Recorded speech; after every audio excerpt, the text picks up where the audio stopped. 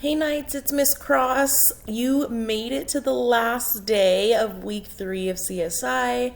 I am so proud of all of you guys that are still logging in and making sure that you are doing your assignments. I promise you that it will help you next year. Today, I wanted to go over the last story that you have for your CSI assignment. Tomorrow, there will be no assignment posted. However, I will post a video playing main idea bingo. I hope that you guys join in. I think that it'll be fun. Sorry, not bingo, I mean Jeopardy. But I think that you guys already know how we play Jeopardy in class and that it'll be a good time if you'd like to join in. So go ahead and pull out your reading for the last read. It is called Pigs and Bears. And remember, before we start, let's go ahead and take a look at the picture. What do you notice? I notice already that I see 2 pigs. I see, oh, this is a pig too. I thought it was a mouse at first, but here's another pig. So there's 3 pigs. And then this kind of looks like a wolf to me.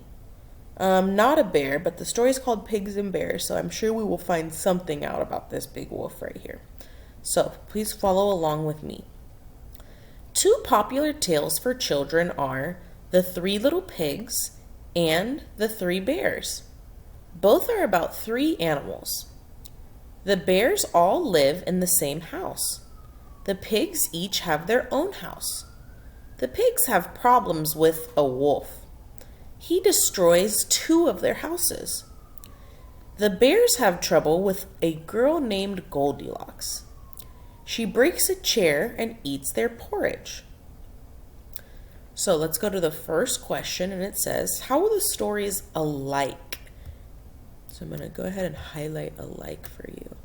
Remember, when we talked about how things are alike, that means how are they the same?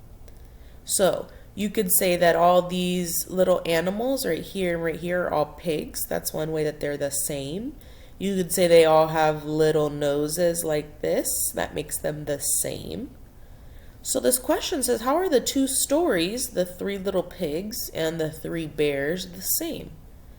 So A says they're about some pigs.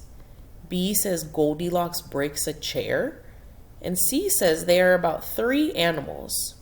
So remember, I would go back through and pick the ones that I know are not correct. So what do both stories not have in them? All right, let's look at number 2. How are the stories different? So how are they not the same? What makes them not the same? How are they different? What in those stories is not alike?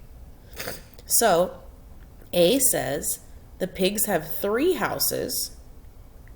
B says the tales are both popular. Or C, the animals have a problem. So again, just like the first one, go back through and pick the ones that you know are not correct first. That will help you narrow down the right answer. The last one, which sentence is most likely true? You guys should be experts at true and false. That was your assignment yesterday. Remember, what can you prove? So if you need to check and make sure if any of these can be proved, you should just scroll up. And if you find them in the reading, then they must be true.